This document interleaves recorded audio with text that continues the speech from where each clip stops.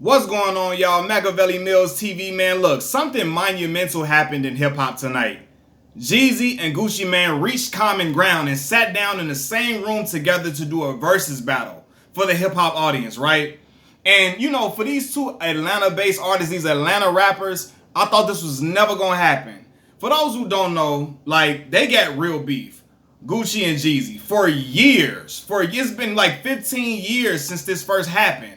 Right, Jeezy and Gucci got into it over who would have a song so icy on their album. They started going back and forth. Jeezy, they was exchanging words. They was really being vulgar to each other. I mean, disrespecting each other back and forth in interviews and so on and so forth. Jeezy dropped a song called "Stay Strapped," and "Stay Strapped," he basically offered. He had a bounty on Gucci Mane's chain, and then Jeezy's homeboy actually took the bounty serious. Tried to go collect the chain from Gucci, in the process was shooting at Gucci. Gucci killed the man in self-defense. Jeezy friend ends up dead. They really beefing at this point because Gucci feel like, hey, you tried to kill me. You tried to send somebody to kill me. And the beef goes on and on for years. At the same time that the beef is going, Jeezy becomes one of the biggest rap stars in the South, period. He becomes a superstar out of nowhere. He started off, he had two deals, I remember. He was in Boys in the Hood with Diddy. Then he had his deal with Def Jam, right? I'm thinking I knew when he started bubbling on his own, the Boys in the Hood stuff was not going to last. He became a massive star. Jeezy took a little bit longer to bubble up. But in the same time, around 2006, especially 2007 time, Gucci started to gain a mass following, a mass appeal, not only in the southern region, but outside in the United States in general. And I remember when that wave hit Chicago, Illinois, my hometown, right? So both of these artists started to bubble and they started to make a way for themselves and really create a lane that they created a cult following amongst each artist created a cult following amongst their fan bases, right? So, all right, we got this versus battle going on. These two sit down in the room. Now, I'm looking at this battle and I'm being non-biased because I love both of these artists' music. Again, I'm telling y'all, I remember when Thug Motivation 101 came out, fam. That was like the southern version of Get Rich or Die Trying. For Jeezy to have a debut like that and him not being a lyrical rapper, for that album to hit with that type of impact, not just in the South, across the United States of America, the world too, like Skip Bayless even was quoting Thug Motivation 101. That album was just something different. I get chills when I hear Standing Ovation, when the first time, doom, come on, when you hear them horns start playing and all of that, you get a different type of feel. Thug Motivation 101 has Chicago on lock, and I'm sure other areas as well, right? So, going with Jeezy. I remember when Jeezy, I was in high school. I was in high school from 2007 to 2011. Morgan Park High School in Chicago, Illinois. I remember we would come to school every single day, like every week or every month, Gucci was having a mixtape. We was on livemixtapes.com waiting for the countdown on his mixtapes to release. All them Wilt Chamberlain mixtapes, the Bird Prints, the Writing on the Walls, all them mixtapes he had, all that. We was singing every Gucci song. I Think I Love Her at our homecoming dances, all of that. So these artists are near and dear to my heart. There's no bias, right? In my opinion, Jeezy won this battle. Young took it. I know a lot of people going to be upset at me saying that, but that's just my opinion. Why do I think Young took it? I think Young, first of all, I feel like his discography is more widely known than Gucci's. Even though I'm a hardcore Gucci fan, just like I'm a hardcore Jeezy fan. I know these songs. People in the hood know these songs, in the trenches know these songs, but the masses don't know as many Gucci songs as they know Jeezy songs, right? But they do know Gucci songs, especially the real popular ones. I feel like Gucci's song selection could have been a lot better. In certain spots. I feel like he started off with some songs that I feel like he could have just left off. Like some of the like diss songs and stuff like that. Certain songs that you really gotta be a hardcore Gucci fan to really know. I feel like he could have put some other songs in those spots that could have filled those areas better. Filled those rounds better, in my opinion, right? But I feel like Gucci did that because I feel like he got too caught up in the bravado of poking your chest out. It started off like Gucci was trying to turn this into a pissing contest. I feel like he was out to prove that, he was on equal footing as Jeezy and as he was more street than Jeezy. I feel like he wanted to prove that. He was more street than Jeezy. He can get more gutter than Jeezy. That's why he plays songs like Truth. He was really out here trying to throw bombs and really trying to detonate on Jeezy and try to be as ruthless as possible. But in the verses, it ain't really about who more street and who more ruthless. It's about what songs had the bigger impact between the two. And I feel like Young did a better job of balancing out the tracks. Now, you can argue Young got better mainstream hits than Gucci, but I still feel like Gucci could have had some stuff to work with that, could have gave him the advantage. Now, this was close. It wasn't a big blowout to me. It was a very close battle, in my opinion, but I still feel like Jeezy won, right? And I'm watching this, bro, and I'm telling y'all, I'm thinking like, oh, God, Lord, don't let nobody get shot, beat up, robbed, or nothing like that in this setting. The tension was high, especially when I'm seeing Gucci and Gucci ass not sitting down. I'm like, fam, he not even sitting down, bro. What is going on? I don't know. Something might pop off. He was clean though. The boy, his woman is a great, she's a great stylist, right? She have him clean. He be flat in the mug, right? But I'm looking like, I don't know. He looking a little too antsy for me. It might turn into something that ain't supposed to be. Especially when I guess Gucci started feeling like, I don't know if he feel like he wanted to turn this into something else. He talking about, let's have a jury versus, a dressing, a fashion versus a jury versus. And then Young replied by, let's have a real estate versus, right? I said, oh shit. This stuff about to go left at any moment. At any moment, it's about to go left. And I'm watching Gucci energy, and it's looking like he's having a battle. Y'all seen Nutty Professor, right? Y'all remember when Buddy Love was trying to battle? He was having this inner conflict between Buddy Love and the Nutty Professor. That's how I felt like with Gucci. He was trying to have a battle between the new Gucci and the old Gucci. And at every single minute, the old Gucci was popping out. I'm talking about beer belly, lean gut Gucci. You know what I'm saying? Like 300-something pounds Gucci. That Gucci was popping out every other round. I said, oh shit, it's going to be crazy. But for the end of that battle to go how it did, for those two men to perform so icy, the song that had them in beef, in conflict, enthralled in conflict in the first place, to perform that together for the hip-hop fans, the fans won, man. The fans won with this battle for real. I said Jeezy won, but the fans won with this, honestly, man, because you got two men who, hated each other, right? I'm talking about despised each other. And then to sit down and to perform a song that both, you can be both Gucci fans and Jeezy fans love equally. And to perform that song was a hit. Lil Will on a hook singing his heart out from I used to be joking like, hey man, give my man's Lil Will a Grammy for the way he was just harmonizing on that hook. Hitting the melodies, bro. The hook really made the song. The beat, shout out Zaytoven. And the hook, Lil Will, and they was killing. I mean, Jeezy and Gucci and Boo got off on the song, right? But at the same time, that hook was what made it what it was. And the hook and the beat for sure.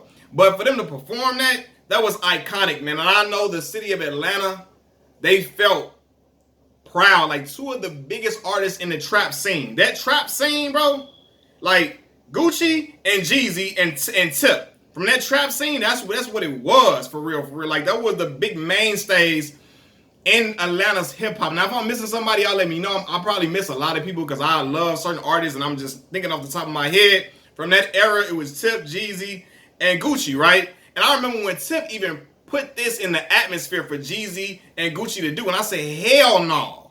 Them dudes finna go to war and whatever, they gonna fight on sight, because I feel like Gucci was gonna try to turn it into something else. And for a minute, when he played the Truth song, and Gucci talking about smoking on Jeezy, homie, then he get to talking about what he say? Go dig him up. I put him in the dirt. Gucci started talking about he put Jeezy homie in the dirt, and if you send some more, he'll put some more in the dirt. And I'm like, oh shit, bro, it ain't supposed to be like this. We already done lost a young artist, King Von, and some of his friends to some beef. We lost other artists, Pop Smoke. People getting shot left and right in hip hop. We don't need no animosity. And for Jeezy, you can call it some people might call it a sucker move or whatever. But for him to be a grown man and say, you know what? It's bigger than us. We are the culture. People watching us, these young shorties look up to us and watching everything we doing. We ain't got to like each other, but we ain't got to go there. And for him to go in and play another track, I forget, what track did he play after that? Damn. Was it Air? No, was it Air Forces? I don't know what song. What did he play? Air Forces. I'm trying to remember what song did he play after that. But after that, he going to another banger. You know what I'm saying? I'm trying to remember what song was it because I still felt like, you know what I'm saying, that was a hard joint. Like when Gucci played that joint, like that's ruthless. But I still feel like Young could have edged out that round. I'm trying to remember what damn. What song did he play? I'm sound like Gucci. What damn? What song did he play after that? But anyway, for Jeezy to take the grown man approach and say, you know what? I ain't finna turn it into no battle with no ignorance. I'm gonna leave that where it's at. You know what I'm saying? Whatever. We ain't gotta like each other. Whatever. We gotta move forward. Whatever. Alright, that was grown man type stuff. And I hear some people saying, look, if you send your homeboy to kill me, I ain't never being friends with you, so on and so forth, or whatever. Alright, cool. But it was still a grown man type move for Jeezy to pull. You know what I'm saying? For Jeezy to do. My fault, y'all. Camera out here moving all around and everything, right? But man, who do y'all think won the battle, man? Who do y'all think won the versus battle in y'all opinion? Did y'all have Jeezy winning? Did y'all have Gucci winning? I had Jizzle taking it, man. But yeah, I felt like Gucci was out to prove he was more street than Jeezy or whatever. Like he wanted to prove to himself and to the fans that he was more harder than him in certain aspects. He was more street than him. He was more certified in the streets. And I think him doing that, him taking that role, led him to playing songs that he could have filled with something else. You know what I'm saying? He was filling them with street songs and stuff that I feel like only me and all the other hardcore Gucci fans knew and not the world. You know what I'm saying? I said that I feel like that's where he went wrong. But again, that damn Thug Motivation 101. It is, you can't miss with that, bro. Like, for that to be a debut album, fam, his debut, hey, come on. And then what? All them songs off of that Trap Star, Go Crazy, you know what I'm saying? Standing Ovation, Air Forces, like all them songs. Like My Hood was on there. Then like all them banging tracks that he had on that joint. So it's hard to miss. And he was letting that joint ride. Then you get into songs from the recession. You get into songs from mixtapes. You know what I'm saying? Like you can feel it with all different type of stuff. Then I done seen it all. That's my shit. And then All There. Shout out to the Noose from the Dirty, man. Y'all know about All There for real from the Probate, man. All There was the joint. But I mean, Gucci had the joints too. You know what I mean? He had bangers too, but I feel like he should have picked his songs more wisely. But when Young responded and said, let's have a real estate battle, then when Gucci say, let's have a jury versus or a jury battle or whatever like that, I said, oh, he trying to turn it into some other stuff. Because I feel like he may have felt like he might have not won those rounds early when he was playing certain stuff. He could have played some other songs rather than trying to keep it street and trying to compete on who more street than, like him being more street than Jeezy or whatever. I feel like that's where he went wrong. My bad, y'all. But anyway, man, I feel like this was great for hip hop, a great moment. I felt all the nostalgia just sitting back, listening to these songs. I remember going to school on Chicago on the CTA bus, on the red line, going to high school, listening to all these songs on my little iPod or on my phone. I remember that. Like, I remember having a little MP3 player when Jeezy stuff was out. When the Inspiration album, his second album, the sophomore album, where I Love It on there. I had the whole joint on my MP3 player, right? I remember when Gucci was dropping all the mixtapes. I had all of them. I was getting all of them from live mixtapes, all on my iPod. Putting it all on there, downloading all them tracks, man. Like, I remember that. So, for me, this made me feel like a kid in the candy store. Like, all these songs, I know Atlanta felt different. I wonder how Atlanta felt when Thug Motivation 101 dropped. When Gucci Pills dropped. Is you rolling? I might be. I might be. Like, all that. Like, I remember when they first played that up here and how we felt. Freaky Girl dropped. You know what I'm saying? Me and my homies was in Freaky Girl. I was in elementary school. Like, I'm young. I'm sorry, y'all. I was in elementary school when Freaky Girl dropped. So, all these songs, man, they bring back so many memories. But one dope battle, great for hip hop. They made their money from this. I feel like, and they ain't ended with no handshake even after performing that song. Even though, you know, Jeezy extended the olive branch, Gucci accepted it. I don't think they're gonna be cool. I don't think you're going to see them doing songs together. I don't think they're going to be buddy-buddy and pictures and all of that. I think they just agreed to just leave it where it's at. You know what I'm saying? And I think really Gucci looked at it from the money standpoint. Hey, this is a lot of bread. I think Jeezy tried to show the world with all these beefs going on, these young boys dying in hip hop. He wanted to show the world that two black men that had differences can come together. Two hip hop artists in this black genre like hip hop can come together off of having real beef. Off of them having real beef, can come together, sit down, and still be grown men enough to not have no altercation and sue, while still having fun in a competitive fashion. And I think that's what Jeezy was trying to do. Gucci was looking at it from the money standpoint. This a lot of bread. Him and Keisha like, we need some bread. It's a lot of bread. You know, Gucci all about the bag. He like, look, this can bring in some income. It's gonna generate a whole bunch of revenue. It can gain him some new fans as well, because believe it or not, it's people that listen to Jeezy that don't know Gucci's catalog like that. It's people that listen to Gucci that don't know Jeezy catalog like that. I really feel like whoever was rooting for it depended on. I feel like a lot of this, sometimes who you picked, whoever you said won, depended on whose catalog you knew more of. Me, because I know both of these artists' catalog very, very well, I came in with a non-bias. You know what I'm saying? Having you just using my ears and figure, okay, which song is over this one, which song is over that one. So I know both of these artists' catalog well enough to say I believe that Jeezy edged it out. But a lot of people are picking the winner based upon whose catalog they're more familiar with. Me, I'm going with who was bumping the most, man. And I believe Jeezy was, man. Machiavelli Mills TV, I'm out. I didn't talk enough. Peace.